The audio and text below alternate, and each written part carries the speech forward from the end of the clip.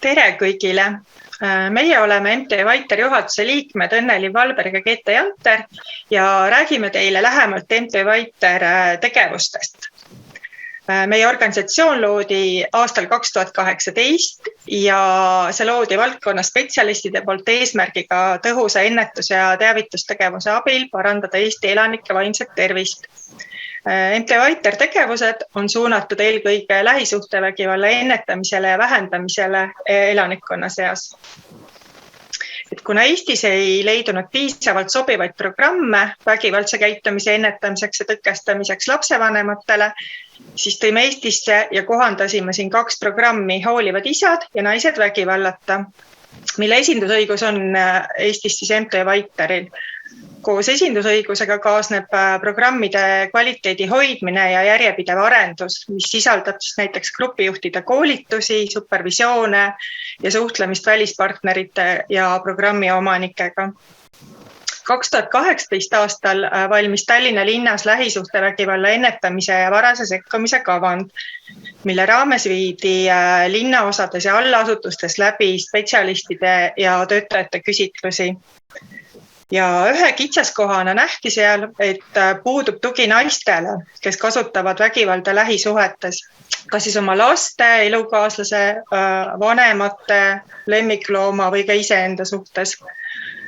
Sellest tulenevalt tõime Eestisse Soomest Maria Akadeemiast naistele suunatud programmi, mille raames pakume nii individuaalset nõustamist kui ka tugigruppide teenust. Kaasatud osapooled programmi maaletoomise ja kohandamise juures olid ka Tallinna Sotsiaal- ja Tervishoiuamet, Tallinna linna spetsialistid ja teised valdkonna eksperdid, samuti ka iluteenindajad. Ja alates käesolevast aastast siis MT Vaiter pakubki programmi raames tugigruppe ja arendab neid siis jätkuvalt. Lähisuhtevägivalla ja seksuaalvägivalla ennetamise ja tõkestamisega on seotud ka MT Vaiteri poolt pakutavad koolitused. Näiteks lipusüsteemi metoodika, mis aitab sobival viisil hinnata ja edendada arutelu seksuaalkäitumise juhtumite üle ning leida sellele kohene vastus, mis põhineb terve seksuaalse arengu toetamisel. Tegemist on metoodilise lähenemisega, mille eesmärk on omandada teadmised ja oskused, kuidas asjatundjatena hinnata seksuaalkäitumisega seotud olukordi ja neile vajadusel pedagoogiliselt reageerida. Eesmärgiks on algatada konstruktiivset arutelu ja ennetada seksuaalvägivalla juhtumeid. Lipusüsteemi ja teiste koolitusprogrammidega saate tutvuda lähemalt MTÜ Vaiter kodulehel.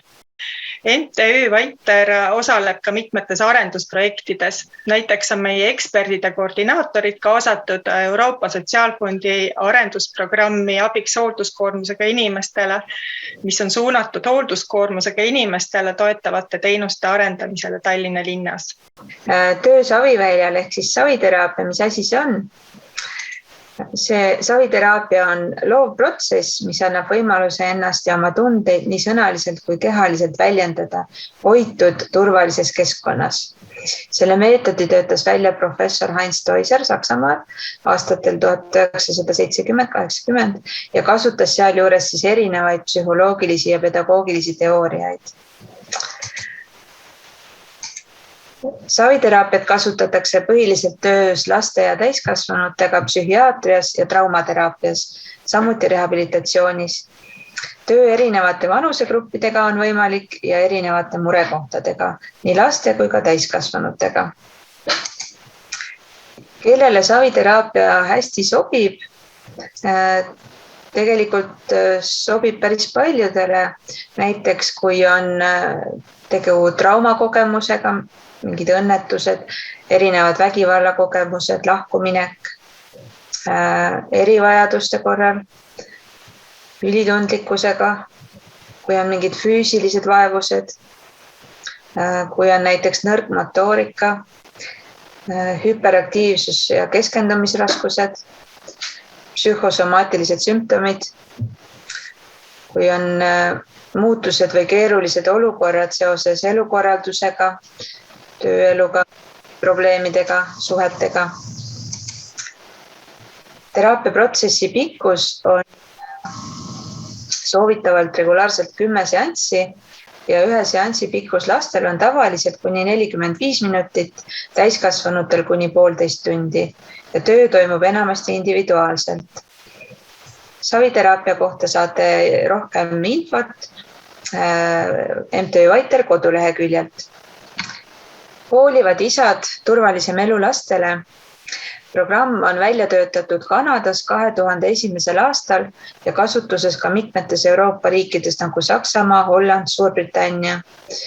Programmi Eestisse toomist toetas Erasmus+ ja koostööpartner oli Tallinna Sotsiaal- ja Tervishoiuamet. Praegu on meil 14 aktiivset grupijuhti. Gruppi juhivad 2 inimest, 1 mees ja 1 naine tavaliselt. Suunamine gruppi toimub kas lastekaitse, prokuratuuri või ohvriabi kaudu või pöördub siis isagruppi omal soovil. Koostatakse peale programmi lõppu lõppraport ja kohtumine siis ka 6 kuu pärast, et vaadata, kuidas siis isadel on läinud. Programmi sobivuse määramine. Programmi sobib siis väärkohtlev isa või kui tal on selleks kõrge risk. Kui lapsel on kokkupuude koduvägivallaga,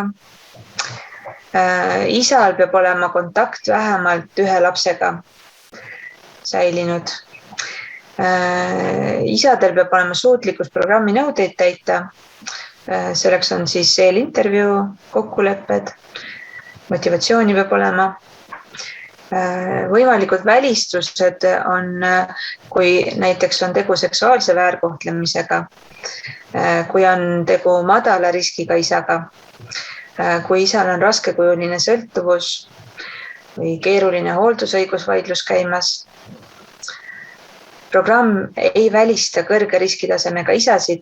Tähtis on ohvritele tekitatava ohu seiramine ja sellele reageerimine.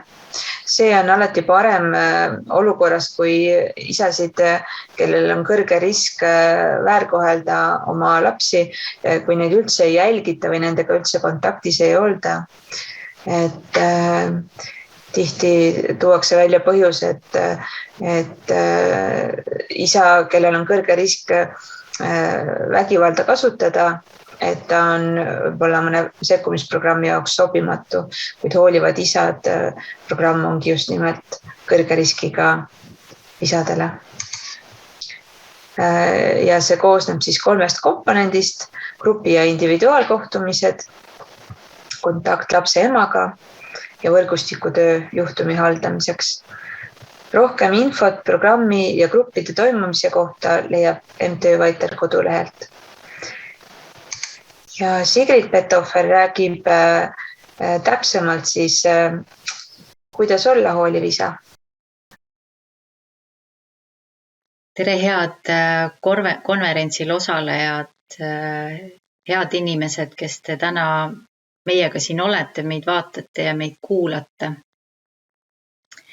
Ja mina olen siis Sigrid Pethofer, töötan siis MTÜ-s Vaiter programmi juhina.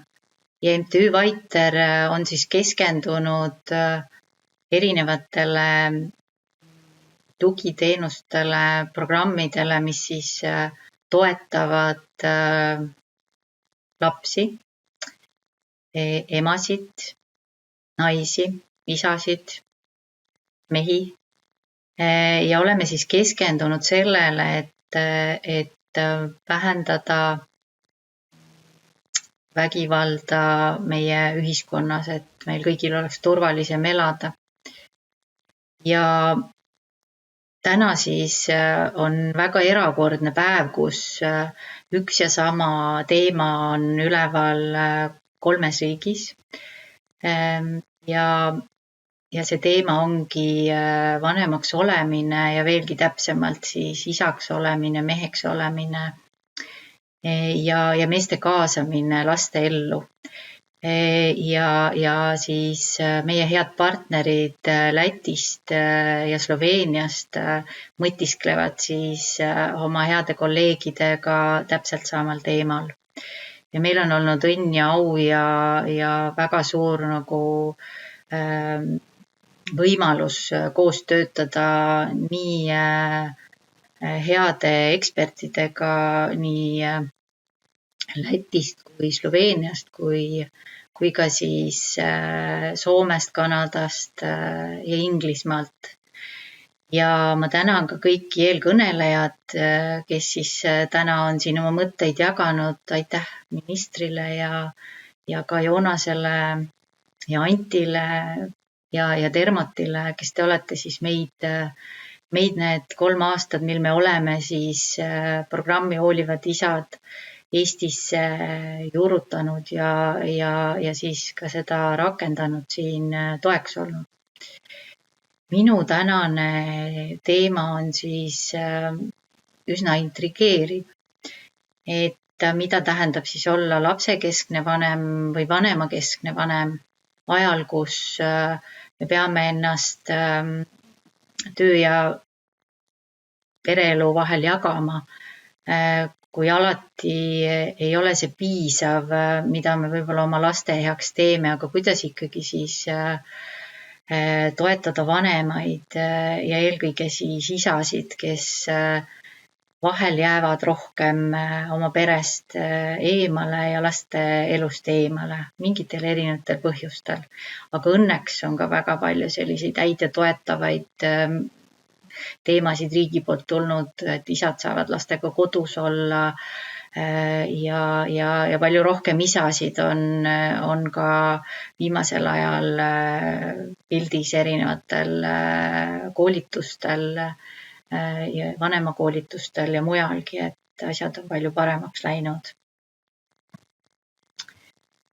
Ja ma ei tea, kui palju teist on näinud nädal tagasi ilmunud artiklit, aga küll minu kolleegid ja head mõttekaaslased on sellega seoses minule helistanud ja küsinud, et mida mina arvan sellest loost, mis siis ilmus Ekspressis nädal aega tagasi, kus siis üks 4-kuune laps on saanud pöördumatu kahjustusi ja see lugu ja paljud teised lood, mis ilmuvad meedia vahendusel, siis on kindlasti väga mõtlema panevad ja inimesed, ka valdkonna inimesed, kes seda viimast lugu, Ekspressi lugu lugesid, olid üsna šokeeritud ja häiritud, et mida oleks võinud teha siis, et seda ennetada, mida teha nendega, kes on sellise teo toime pannud, mida üldse teha paremini vanemate toetamiseks, sest me ju keegi ei sünni vanemaks, vaid me õpime ja kasvame koos lastega. Need ja paljud teised lood on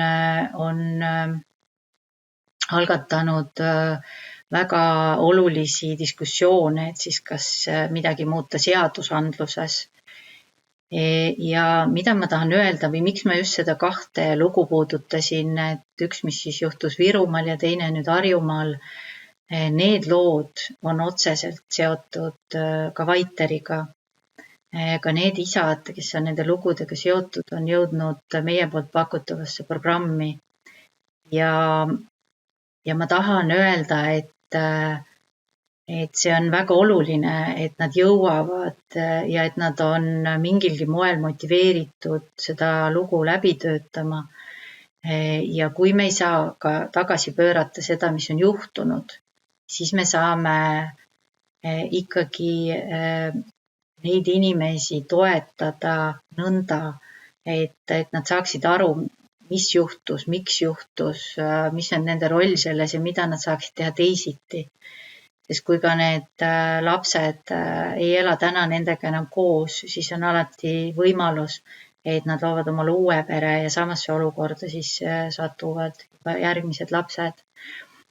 Ja mulle tundub, et endale ja ka paljudele teistele, kui nendest lugudest räägid, et need juhtuvad kusagil mujal kellegagi, keda me võib-olla ei tea, see meid puudutab, aga me läheme oma eluga edasi.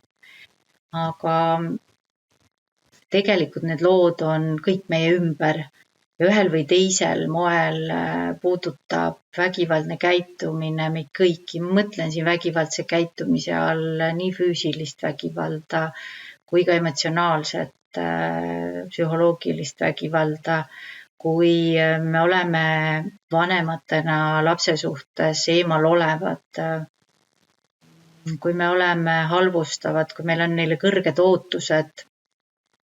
Ja ma jagan ka teiega täna siin oma lugu just sel põhjusel, et ka mina olen selle teemaga kokku puutunud ja olen pidanud sellega võib-olla ehk kogu oma eluga tegelema. Ja tahan julgustada kõiki, kes on sellega kokku puutunud ja miks mul on ka motivatsioon aidata neid vanemaid, kes vajavad abi, et kõike on võimalik ümber mõtestada, muuta, anda sellele võib-olla teine tähendus, eriti siis, kui laps on seda kogenud ja kasvab, et see jääks teda saatma. Mina olin 6-aastane, ja kindlasti tahan mainida seda, et sündinud oma vanemate suurest armastusest. Mul olid või on väga armas ema-isa, mul küll enam ei ole.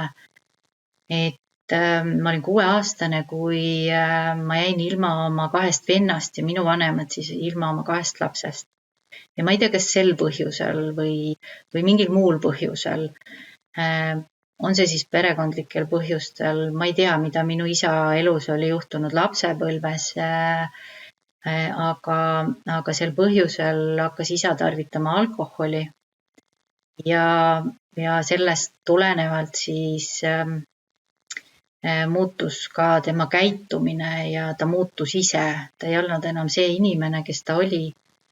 Meie nädalavahetused kodus ei olnud oodatud, samuti ei olnud oodatud erinevad pühad, jõulud, jaanipäevad, sest siis tuli alati mängu alkohol ja tülid ja vägivald. Et oli hetki, kus me pidime minema ära kodust ja tulema tagasi siis, kui isa oli rahunenud või hoopis ööbima kusagil mujal ja see kestis minu elus üle 10 aasta. Mis see minuga siis tegi sel ajal ja mida see teeb paljude lastega ja ka nendes eelpool siis mainitud lugudes.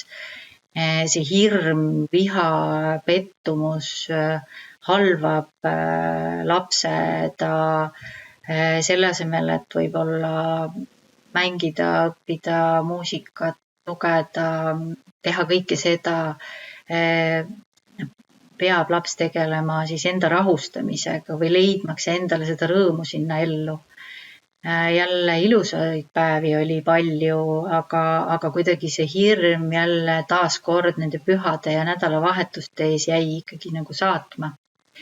Et ma olen sellega tegelenud oma elus, ma olen saanud õnneks anda sellele täiesti uue tähenduse, ma mõistan tänaseks oma isa tegusid hoopis teisel moel kui tol ajal ja see on mind väga palju aidanud ja aidanud mind ka minu töös. Ja just need põhjused, miks võib vahel nii minna, et keegi käitub nõnda teisi kahjustaval, alandaval viisil, on oluline teada. Ja kui meie spetsialistidena, terapeutidena, nõustajatena, ametnikena töötame nende inimestega, siis ma usun, et see abiks on väga see, kui me mõtleme nende põhjuste või põhjuse peale, mille pärast vanem ei tule ja isa ei tule toime enam oma eluga, oma suhetega. Ja need põhjused on päris tõsised, et mina olen ise üle 30 aastane tänaseks töötanud asendushoolduses, puutunud kokku siis nende lastega, kes ei saa oma vanematega koos elada, lapsed, kes on kogenud hooletuste jätmist ja vägivalda ja ka nende vanematega, kes on olnud siis selle taga, et lastega on nõnda juhtunud. või need vanemad, kes siis on võtnud enda hoole alla lapsed, kes on jäänud vanematest ja kodust ilma, et ka mind pani ikkagi imestama, kui kõrge protsent on see, et mis võib olla siis isade, meeste käitumise taga, et on kui palju nad on ise kogenud vägivalda, ka siis täiskasvanuna või lapsena. Ja see on kindlasti mõjutanud ja sellele põhjusele mõeldes saab täna juba lapsi, noori rohkem jälgida ja neid toetada, et võimalikult palju siis ära hoida, et seda juhtuks nendega. Millega me kokku puutume, on see, et kuidas inimesed mõtlevad ja mida nad väärtustavad. Sellest oleneb ju see, kuidas ma teistesse inimestesse suhtun. Ja ka taas viidates siin ühele tehtud uuringule, et on päris kõrge protsent neid mehi, kes siis arvavad, et naised on tüütud, räägivad palju, nad ise kutsuvad esile erinevad tülid ja vahel see võib ka nii olla. Ja kahjuks sellised hoiakud, väärtushinnangud ja see suhtumine mõjutab käitumist ja ka siis suhtumist. Ja kindlasti siin viimase aja kriisi valguses, kui haavatavad me oleme majanduslikult ja oma tööga, ja meestel ja isadel on ikkagi väga oluline tähtis see, kuidas ma nagu tööl hakkama saan ja kuidas ma suudan siis oma peret üleval pidada. Ja loomulikult ka riskikäitumine, et mis siis toob kaasa palju probleeme, on kindlasti meestel, isadel palju kõrgem. Et kui siis mõelda nende põhjuste peale, mis võib põhjustada seda käitumist ja mille pärast võivad siis just täna räägime rohkem isadest, isad sattuda siis erinevatesse keerulistesse olukordadesse, et siis nendele põhjustele mõeldes ka hakata otsima neid lahendusi, kuidas ja disainima erinevaid teenuseid ja kuidas siis toetada neid inimesi, kes seda vajavad ja eriti neid, kes seda vajavad kõige rohkem. Ja mida aeg edasi, seda rohkem mulle teeb rõõmu see, et erinevaid võimalusi tuleb aina juurde. Ja ka lähisuhte vägivallale pööratakse aina enam tähelepanu ja on selgelt ka välja öeldud, et programmid ja erinevad sekkumised on need, mida aktsepteeritakse riigi poolt ja mida ka riigi poolt rahastatakse, sest reeglina head asjad on ka päris kallid ja võtavad palju ressurssi, et nii ka meie siis oma programmi pakkudes või programmis osalemise võimalust pakkudes, muid nõustamisteenuseid pakkudes, lähtume siis ka erinevatest riiklikest arengukavadest. Ja nagu eelpool ka meie head Soome partnerid rääkisid, kui oluline tegelikult on kaasamine, lootuse tekitamine, motivatsiooni tekitamine, siis juba ette teades me peame arvestama sellega, et isade kaasamine ja see, et nad saaksid vastupanust üle, et ma ei tea, mis see mulle ikka annab ja mis see aitab ja küll ma tean juba ise ja mehed see on nagu rohkem naiste teema käia koolitustel ja nõustamisel, et see on väga-väga pikk protsess. Ja see on see, mida meil, ma arvan, Eestis on vaja rohkem õppida ja rohkem teada, kuidas seda siis teha ja ma väga loodan, et et Anti ja Joonas ka häid mõtteid selles osas meile juurde andsid ja ma tõeliselt väga nagu hindan seda, mida soomlased teevad, neil on keskused meestele ja kuidas nad siis panustavad sellesse, et isasi kaasata ja nii-öelda pereellu kui ka siis erinevatesse koolitustesse ja programmidesse, pakkudes neile võimaluse siis anonüümselt osaleda. Mis on kindlasti meestel üks teema, et erinevad bürokraatlikud protsessid, mis tuleb läbida, vestlused, erinevad ankeedid, kõik see kindlasti on üks teema, mis neile ei meeldi ja selline vabatahtlik või nii-öelda sellise vabatahtliku osalemise võiks võtta fookusesse, et kuidas siis mehed saaksid rohkem vabatahtlikult erinevates nõustamistes ja sekkumistes osaleda. Et ühesõnaga siis selline pikk protsess on see ja me ei peaks pettuma, eituma sellest, kui meil see alati ei õnnestu ja esimese korraga, et meie kindlasti ei ole usku kaotanud, et taas ja taas jälle pöörduda isade poole, nendega sellest rääkida, kui oluline see, mis see nende elus muudab ja nii edasi.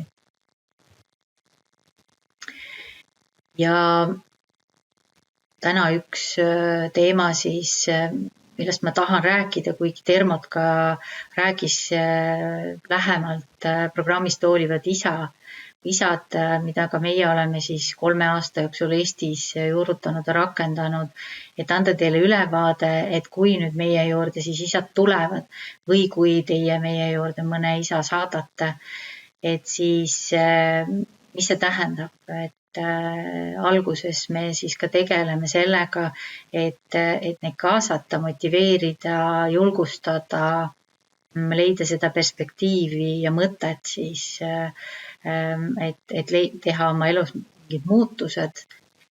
Ja meil on üle Eesti siis täna 14 grupijuhti, kellest siis pooled on mehed ja pooled on naised.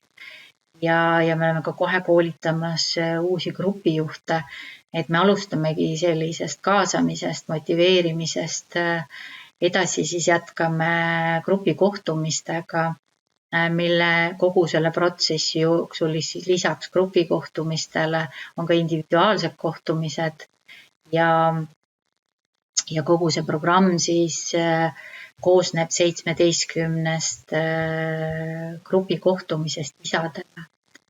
Ja hästi oluline, kui me teame, kuidas isadel läheb, on ka teada, kuidas läheb nende lastel. Ja selleks me siis võtame kontakti lapse emaga või laste emadega ja osaleme võrgustiku kohtumistel, et me saaksime võimalikult hea ülevaate, mis on teemad ja kuidas siis seda isa kõige paremini toetada.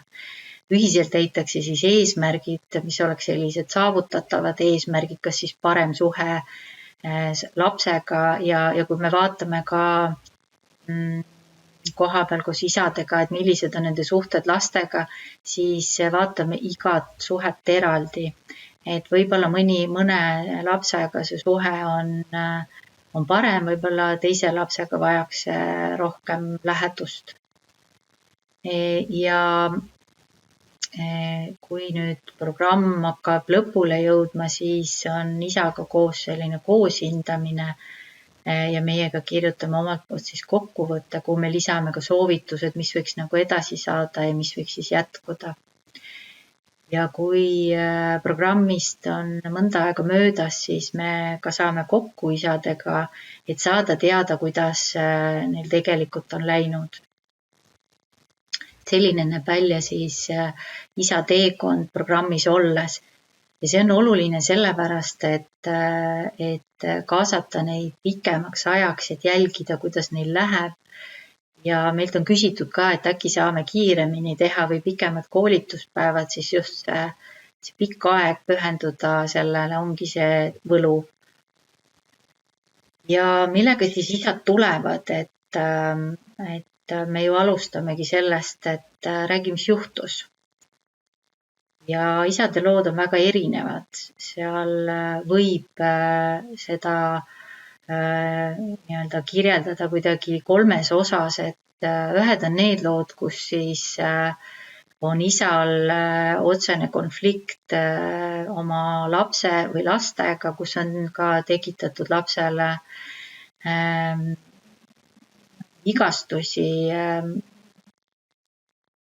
on olnud sellist emotsionaalset väärkohtlemist ja teine osa on see, kus on siis tõsised konfliktid laste emadega ja üks osa siis, kes meie juurde jõuavad, osad lood on need, kus on siis perekonnas üleüldiselt kõik suhted väga konfliktsed ja lastel ei ole turvaline seal kodus elada.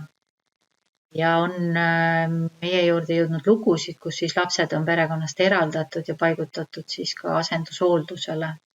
Need on erinevad lood.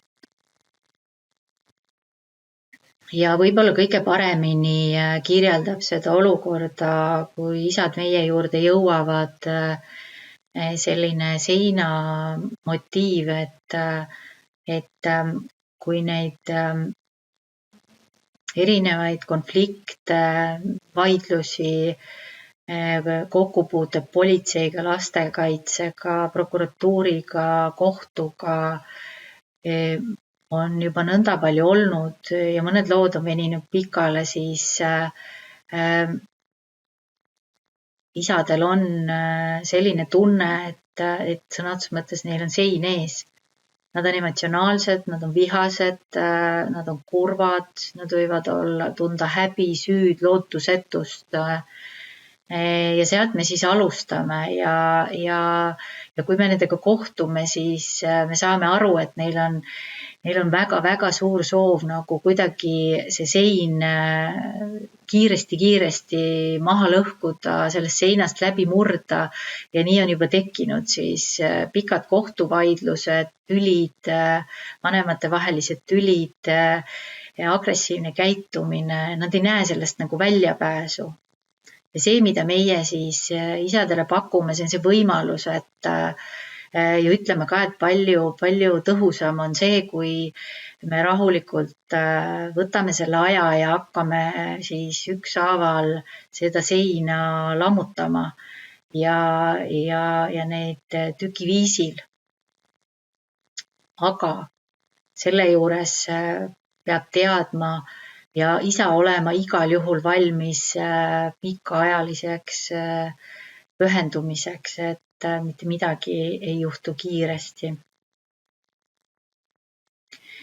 Ja võib-olla on oluline ka siin rääkida sellest, et see programmil on 4 olulist sellist eesmärki. Ja üks, millest ma olen siis nagu rohkem rääkinud täna siin, on see, et tekitada meestes sellist usaldust, motivatsiooni ja lootust, et minust sõltub midagi ja ma saan tegelikult teha küll ükskõik, kui lootusetuse olukord on, ja isa, kes siis programmiga liitub, et ta võib olla mõjutatud väga paljudest asjadest, tal võivad olla väga tugevad tunded. Ma pean seda ka mainima, et meile teeb väga palju rõõmu see, et osad isad on meie juurde jõudnud vabatahtlikult, tundes ise, et kui nad täna midagi ette ei võta ja see risk on olemas ja see risk on vahel väga kõrge, siis see võib muutuda inetuks, konfliktseks ja veelgi keerulisemaks tema enda, tema laste või laste ema jaoks. Et sellist vabatahtlikku liitumist meie programmiga on olnud ja ma loodan, et on ka tulevikus. Järgmine, mida me siis programmis, millele me keskendume, on meeste teadlikkus siis lapsekesksest isa rollist. Ja me mõistame seda, et meil on vaja tööl käia, meil on vaja ka enda eest hoolitseda ja meie oleme need, kes peavad lapsele piire seadma ja meie oleme need, kes vastutavad. Aga me saame seda teha nii, et laps tunneks ennast turvaliselt ja hästi. Ja see on nii-öelda teine suur eesmärk, mida me siis isadega koos seal teeme erinevate ülesannete kaudu. Isade suhtumine tihti on see, et ta nagunii ei kuula mind, ta teeb seda meelega. Mina olen ju hea isa, aga vaata, lapse ema on selline, et ta ei saa hakkama, ta oskab piire seada, siis ma pean ise seda tegema. Ja kui me küsime isadelt, et kirjelda seda, milline su laps on, mis talle meeldib, millest ta unistab, kes on ta sõbrad, siis tihtipeale nad üllatuvad isegi, kui vähe nad võib-olla teavad oma lapse kohta. Ja sedagi, et laps ei ole tegelikult ju meie oma, vaid ta elab meiega koos ja ta vajab meid. Kolmandaks eesmärgiks me jõuame programmi teises osas selle juurde, et vaadata siis lähemalt seda, millised meie käitumisviisid võivad olla last kahjustavad. See võib olla kellegi lähedase halvustamine. See võib olla see, et mul on lapsele kõrged ootused. See võib olla see, et ma olen last karistanud ja see on töötanud. Ja seal võib olla veel väga-väga erinevaid teemasid. Võib-olla me ei märka seda, kuidas me lahendame oma tülisid lapse emaga või lahku minnes, kuidas me saavutame kokkulepped selles, et kuidas me oleme edasi siis hea ema ja hea isa. Et see on väga oluline teema ja see sobib väga hästi teise poolde, kui me oleme juba ise aru saanud, et kuidas on minu lapsepõlv olnud või mida üldse isaks olemine tähendab või et kuidas mina käitun ja asjadest aru saan. Me jõuame siis selleni, et millised on need minu käitumisviisid, mis ei ole last toetavad ja kuidas me saaksime oma lapsi väärtustada ja neid toetada. Ja kui me jõuame siis juba programmiga lõpuni, siis on kindlasti hästi oluline, et see, teekond, mis on ette võetud, see ka jätkuks. Ja kindlasti ka jõuaksime selleni, et isad ise oleksid motiveeritud siis edasi endaga tegelema. Me oleme suunanud pereteraapiasse, oleme suunanud nõustamisele või töötame siis ka ise isadega edasi, et hästi oluline on see aru saada, mida see inimene tegelikult vajab. Ja kui nüüd isad on meie juures ja meiega koos oma elu jaganud, siis on kindlasti oluline saada aru sellest, kas see, mida me tegime ja mida me pakkusime, kas sellest on ka mingit kasu olnud. Ja tihtipeale oodatakse või me oleme saanud ka tagasisidet siis suunajatelt, et tegelikult nagu midagi ei muutunud ja seda oligi arvata ja nii edasi, et võib-olla me peaksime korra mõtlema selle peale, et kui kiiresti üldse on võimalik, et muutuvad aastakümneid sisse juurdunud mõtteviisid, võib-olla me peaksime väärtustama rohkem seda just, et mis muutus.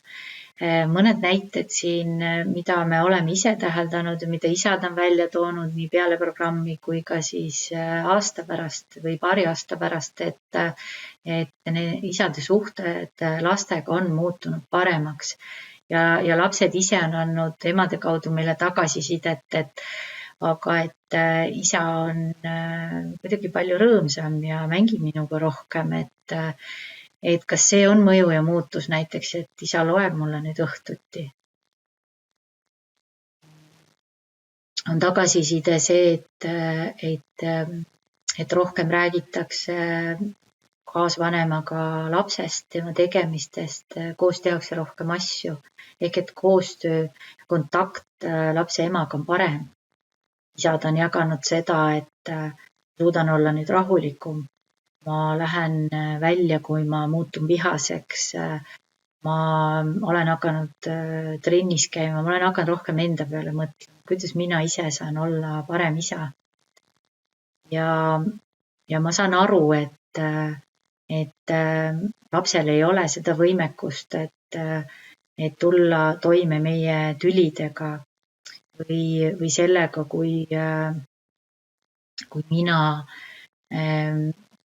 ei saa hakkama tööl, et mina pean ennast kontrollima ja oma käitumist siis ise reguleerima ja õpetama ka seda lapsele, kuidas siis erinevate tugevate tunnetega toime tulla. Ja isad on öelnud, et nad teavad nüüd rohkem, palju rohkem, kuidas lapsega saavutada kokkuleppeid, kui laps on võib-olla nende arvates siis kaua arvutis või ei taha õppida. On juhtunud seda, et vanema õigused on peatunud ja vanema õigused on ka taastatud. On olnud lugusid, kus lapse ema ja isa on taas teineteist leidnud ja abiellunud. Ja kahjuks on ka neid lugusid, kus on toimunud reaalne vangistus või siis oleme täheldanud seda, et isa käitumises ja hoiakutes ei ole toimunud olulisi muutusi. Näiteks seda, et ta endiselt arvab, et kõik teised on süüdi, tema on hea isa ja tema võibki oma lapsi sel moel kohelda. Aga see on tulemus ja mõju. Nõnda saame me ka sellest teada anda siis sellele spetsialistile või ametnikule, kes parasjagu siis isaga tegeleb. Et küsimus on selles, et mida me nagu ootame ja kas me väärtustame seda mõju ja muutust, mis siis on toimunud. Ja võib-olla see pilt räägib rohkem kui 1000 sõna, et see foto on üles võetud siis isade enda palvega, et näidake seda pilti kõigile neile, kes isadega töötavad ja üldse vanemate peredega töötavad. Me oleme päriselt olemas. Me teeme vigu ja me eksime, aga me päriselt oleme valmis selleks midagi ette võtma, muutma ennast, oma käitumist. Aga meil on vaja teie tuge, meil on vaja neid inimesi, kes meisse usuvad, kes meid kuulavad. Ja pildil on ka siis meie 2 grupijuhti, Ene Ahas ja Aleksei Norden. Et ka kõik meie grupijuhid on saanud isadelt tagasisidet, et meil on olnud hea ja turvaline ja meil on olnud võimalus olla ja rääkida ja me ei pea kartma, et meid mõistetakse hukka. Et igal juhul aitäh teile kõik isad, kes te olete meiega olnud ja aitäh teile kõik meie head grupijuhid, kes on algusest peale meiega olnud ja nõus jätkama ja õppima, kuidas seda veel paremini teha. Ja me oleme 3 aasta jooksul saanud ka omad õppetunnid ja need on olnud väga olulised. Me peame tähtsaks seda, kuidas me räägime, mida me räägime sellest, mida me teeme. Ja aitäh kõik head koostööpartnerid, kes on meilt küsinud küsimusi, mis aitavad meil seda kõike paremini sõnastada ja arusaadavaks teha. Sest kui me päriselt tahame kedagi aidata ja toetada, siis me kindlasti peame jõudma õigete inimesteni, kes seda abi vajavad. Ja selles osas me oleme ise enda arvates palju teinud erinevaid korrektuure, et kellele see programm on, kes selle programmi võiksid läbida. Näiteks see, et kas ta on tõenduspõhine, võime kinnitada, et ta omab palju tõendust, head tõendust selle kohta, et ta töötab. Selle kohta on tehtud erinevaid uuringuid. Teine võib-olla selline hea õppetund, mida kaasa võtta, millest ka järgnevatel aastatel, järgneval 100 aastal lähtuda, on see, et õppida sellest, et mis on selle taga, miks inimesed käituvad teisi ennast kahjustavalt. Ja selleks, et päriselt aru saada, kui ühele või teisele teenusele inimene saadetakse, on vaja teha koostööd ja noppida kokku see oluline informatsioon ja näha vaeva sellega, et siis selgelt sõnastada probleem ja ka eesmärk, et mida me tegelikult tahame selle inimese toetamisele, perekonna, nende laste toetamiseks teha ja kuidas me saame seda koos teha. Palju on juttu riskide hindamisest, et kuidas hinnata seda, kas agressiivselt käitunud inimene või käituv inimene võib põhjustada taas ja taas uusi tegusid, teisi kahjustavaid tegusid, et kuidas siis ikkagi riske hinnata lapsest lähtuvalt, lapse emast lähtuvalt, isast lähtuvalt, millised on siis erinevad riskid ja ka süsteemi riskid. Et kas meil on piisavalt neid inimesi, kes on võimelised seda abi sel moel osutama ja siinkohal on ka algatatud palju arutelusid, kuidas seda teha. Ja meie head mentorid ja koolitajad Inglismaalt, Kanadast on ka vahel öelnud, et kui me ei suuda seda ikkagi teha, siis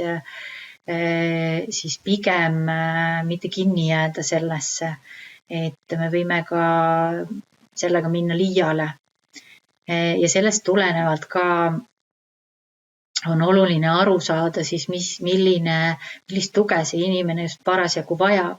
Kuna meil ei ole ka väga palju valikuid täna ja väga selgeid valikuid, et näiteks, et üks või teine sekkumine, programm, nõustamine on kõrge riskikäitumisega inimesele või madalama riskikäitumisega inimesega, see selgust luuakse, siis pigem meie oleme võtnud selle seisukoha, et me anname endast parima riskide hindamisel, aga ka arvestame sellega, et parem on ikkagi tuge pakkuda isadele, kui seda mitte teha.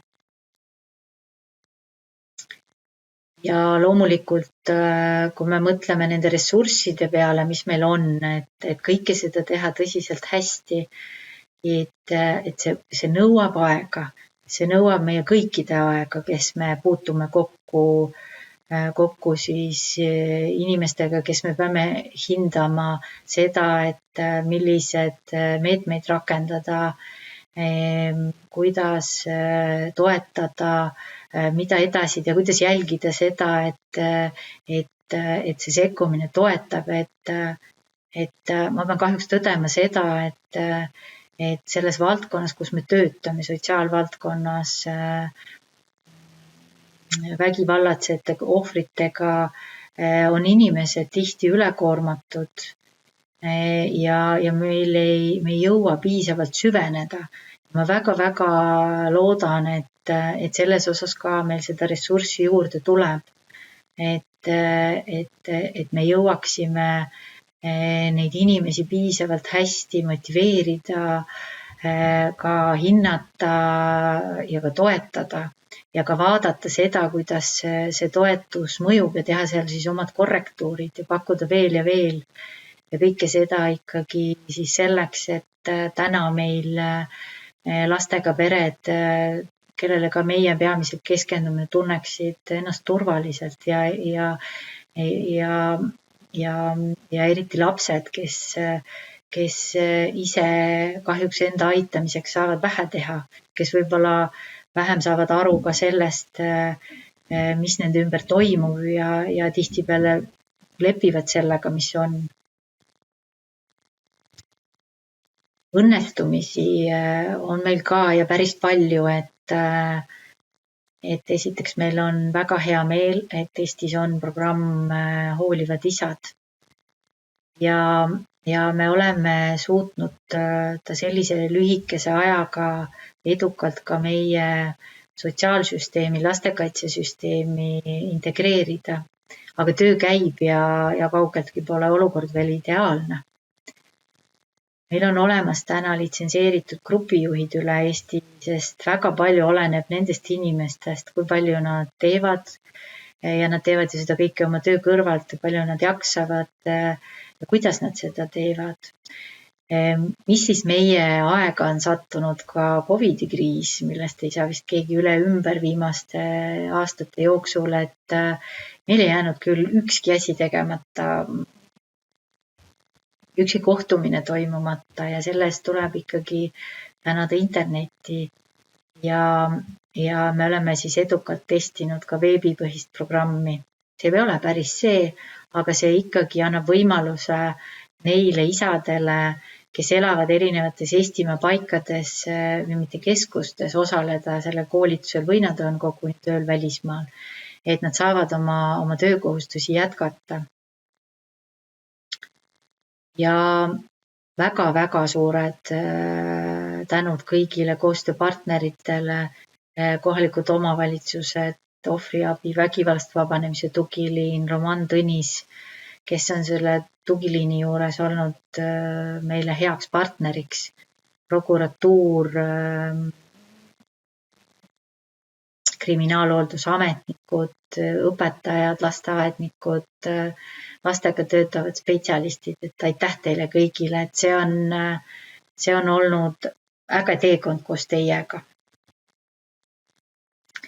Kui kokku võtta nüüd arvudes, siis meie poolt pakutav programm, et me oleme siis nende aastate jooksul, kui me oleme programmi Eestis rakendanud, on selle programmi täies mahus läbinud 55 isa, kuid neid isasi, kes on alustanud ja võib-olla need isad, kes on katkestanud või ka programmi vastu huvi tundnud, neid on 3 korda rohkem.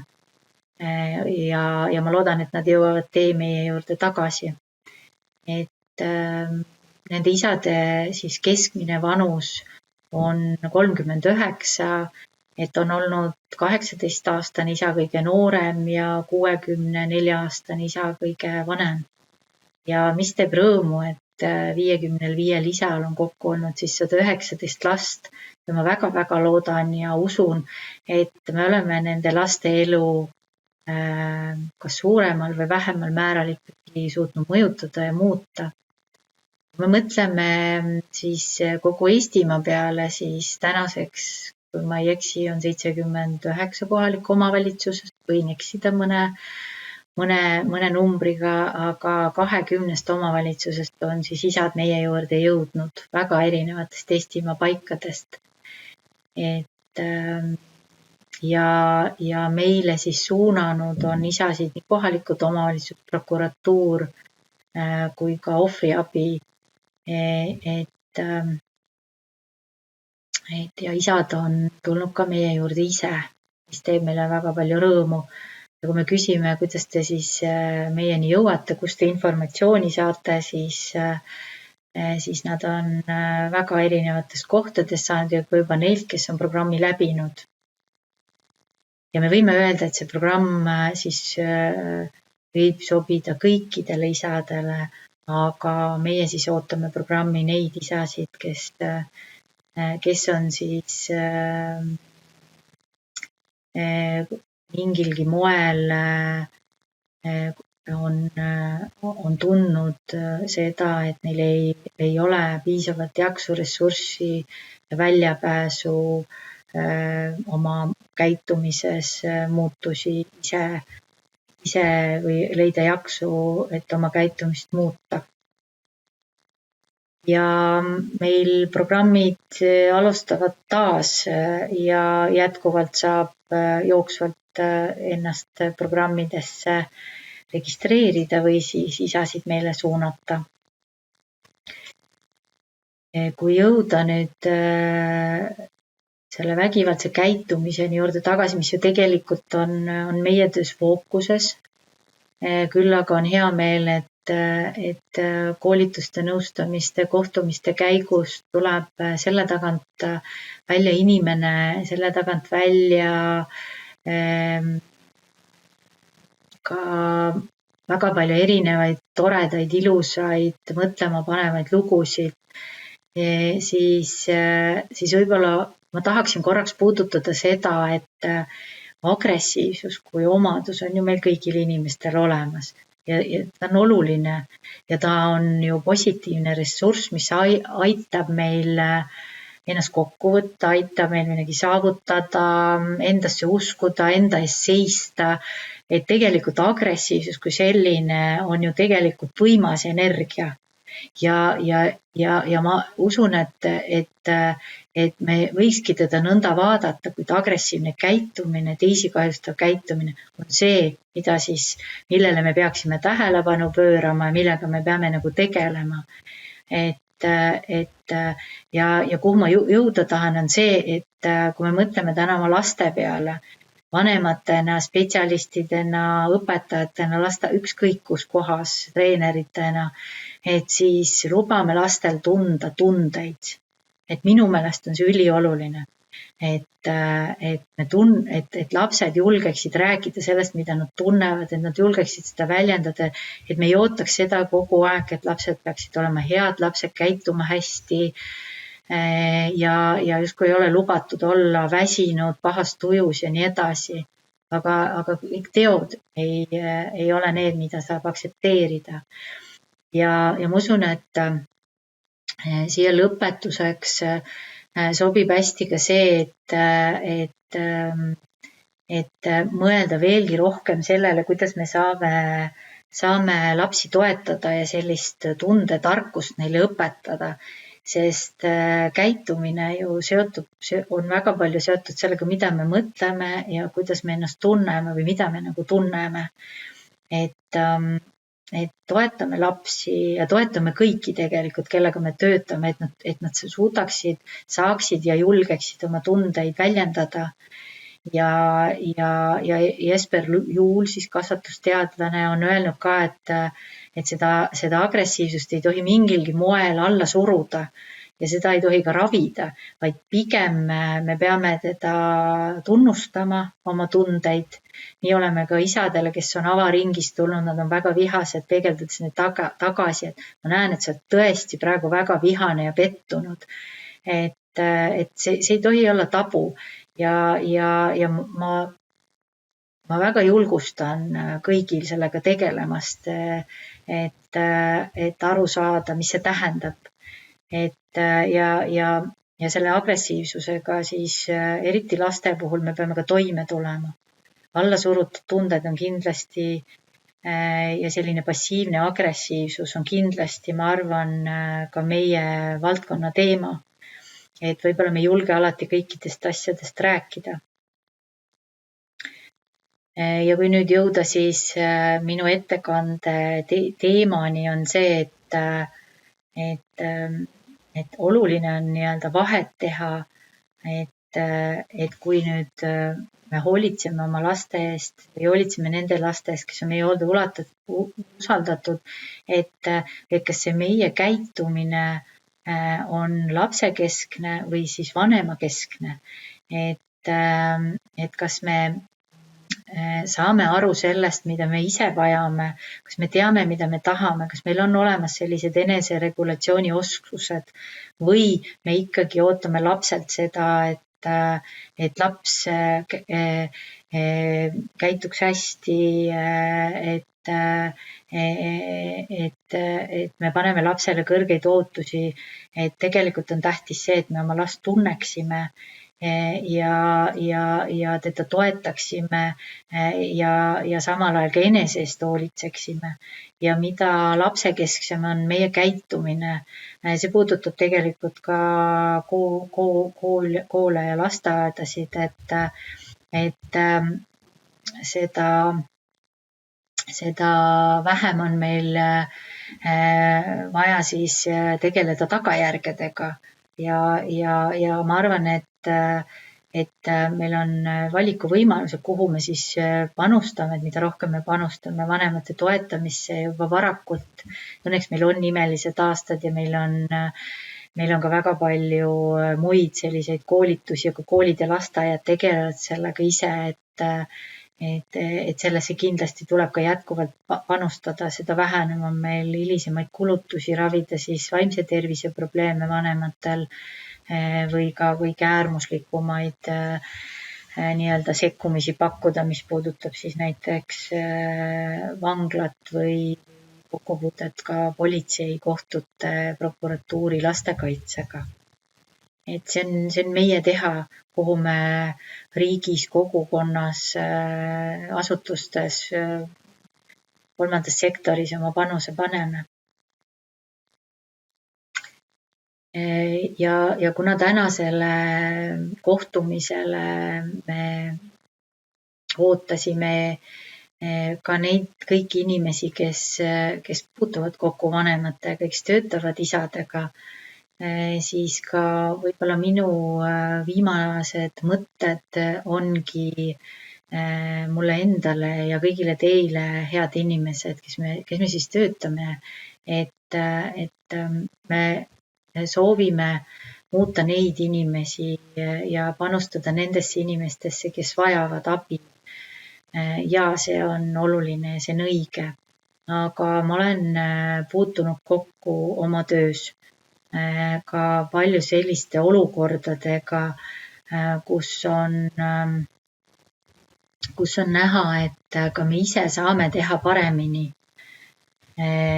Kas või seda, et kas see töö, mida ma teen, kas ma usun sellesse, mida ma teen, või et kuidas mina panustan koostöösse või kuidas mina üldse käitun teistega, et ja mul ongi siis lõpetuseks selline mõtisklus, et mõtleme kõik oma tööle, küsime siis endalt, et milline mina olen oma töötajana, kuidas ma ennast väljendan, kuidas ma kuulan teisi. Kui ma kuulan, siis kas ma sõnastan ümber ja küsin, et kas ma sain õigesti aru, mida teine inimene ütles. Või mõtlen ja tõlgendan seda omal moel. Milline on minu emotsionaalne tarkus? Kuidas ma saan aru, kuidas minu keha reageerib erinevates olukordades või mida mina tunnen ja kas ma räägin sellest, mida ma tunnen oma kolleegidega. Milline on see keskkond, kus ma töötan, kus ma osalen, kas seal räägitakse kõigest olulisest, kas seal saab oma tundeid väljendada, kas me aktsepteerime üksteist ja kas seal aktsepteeritakse üksteist. Või on seal rohkem sarkasmi, halvustamist, vaikimist või seal on kõrged ootused. Milline töö mulle meeldib? Kas see töö, mida ma teen, kas see meeldib mulle? Millised on minu tugevused, mis aitavad mul oma tööd hästi teha? mida ma tahan muuta, kas ma tahan seda tööd teha, mida ma teen, mille pärast ma seda tööd teen, mis muutub selle tulemusena, mida ma teen. Milline minu usk on sellesse, mida ma teen, suhtumine, hoiakud, väärtused, kuidas ma räägin oma tööst, millest ma unistan.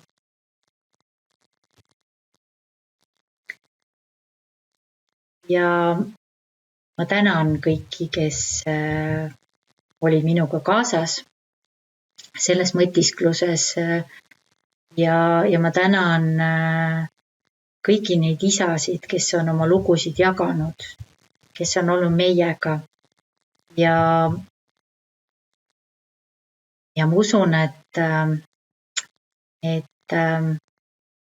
meie oma organisatsiooniga saame seda muuta, seda maailma kindlasti natuke paremaks ja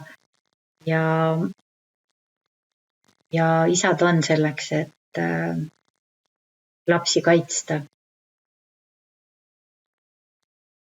Aitäh teile! Ja tänasest veebikonverentsist Teadmised tagavad turvalisuse, räägime lähisuhtevägivallast, räägib lähemalt meie projektijuht Liisi Truumets. Tere! Mina olen Liisi Truumets ja olen projekti Eesti spetsialistide teadlikkuse tõstmine perevägivallast eestvedaja. Vägivald puudutab Eestis kahjuks paljusid inimesi. Üle-euroopaline kuriteoohvrite uuring näitas, et Eestis on rohkem kui mujal neid üle 16-aastaseid, kes on kogenud füüsilist vägivalda. Sealjuures on Eesti naised langenud kodus füüsilise vägivalla ohvriks märksa sagedamini kui Euroopa naised keskmiselt. Protsendid on 64 ja 35. Kui meeste puhul on vägivalla toimepanija sageli võõras või tuttav ja vägivallateol on enamasti tunnistajaid, siis naistevastase vägivalla toimepanija on sageli lähedane ja juhtunul on harva pealtnägijaid. Eestis vägivallatsevad naiste kallal sagedamini pereliikmed, 58% juhtudest, mida on märkimisväärselt rohkem kui Euroopas keskmiselt. Kuid erinevalt Euroopa keskmisest oli Eesti meeste puhul vägivalla toimepanija sagedamini tuttav, sõber või naaber, 42%. Eesti paistab Euroopas silma ka vägivalla vakal hoidmise poolest. Kui Euroopa Liidu riikides teatas viimasest vägivallajuhtumist politseisse või muule abistavale organisatsioonile keskmiselt 30%, siis Eestis vaid 13% kõikidest ohvritest. Ning viimasest ahistamise juhtumist Euroopas 11% ja Eestis vaid 4% ohvritest.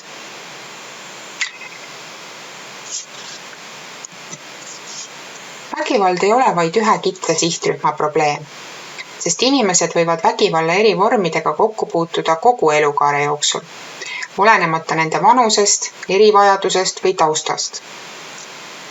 Vägivald põhjustab negatiivseid tagajärgi ja selle mõju avaldub kogu inimese elukaare vältel. Nendeks tagajärgedeks on vaimse ja füüsilise tervise probleemid, ühiskonnaelust kõrvalejäämine ning isegi töövõimetus. Lapsed, kes satuvad vägivalla ohvriks, puutuvad suurema tõenäosusega vägivallaga kokku ka täiskasvanu eas, olgu siis ohvri või toimepanijana.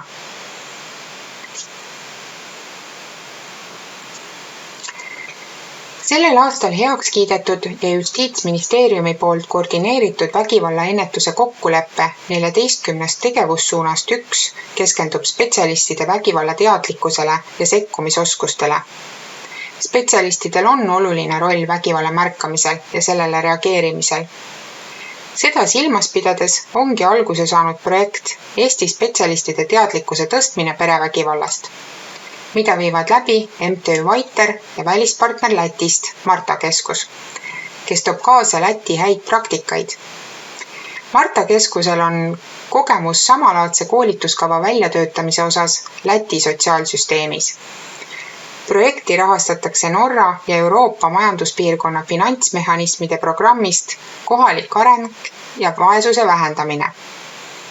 Projekti raames viime läbi koolitusvajaduse analüüsi ning töötame välja koolitusmaterjalid ja 2 koolitusprogrammi.